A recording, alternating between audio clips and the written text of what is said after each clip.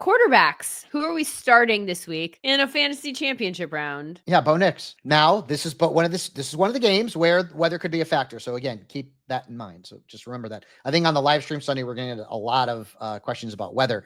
Yeah. But he's got the Bengals this week. They've allowed 24 plus points to 3 quarterbacks since week 10. And the only quarterbacks who had done well against Cincinnati lately, Cooper Rush, Mason Rudolph, Dorian Thompson-Robinson. What do they all have in common? They're backups. So Bo Nix is in a good spot. Baker Mayfield, who was tremendous last week, 22 points against my beloved Dallas Cowboys, 18 plus in 4 of his last 5.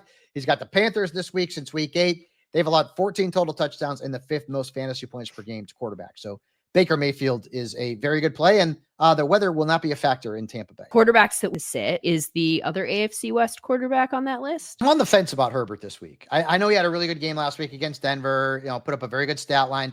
But over the last 2 weeks, listen to this, Lindsay. The Patriots defense, this is not Bill Belichick coaching this team anymore. They held Kyler Murray and Josh Allen to fewer than 12 points apiece. Like, that's insane. That's really hard to do. And Herbert had failed to score more than 13.4 points in 3 starts prior to the start against Denver. So I have him ranked just outside of my top 12 quarterbacks. But again, I'm on the fence. But the Patriots defense the last 2 weeks, Kyler and Allen, especially Josh Allen, killed me in a couple of leagues. You got to give him credit. And then Matthew Stafford this week against the Cardinals, 2 straight stinkers, 14.2 combined points in his last 2 games. And honestly, this could end up being a high-scoring game. It really could be. It 100% could be. But the last time he played the Cardinals, 6.6 points back in week 2.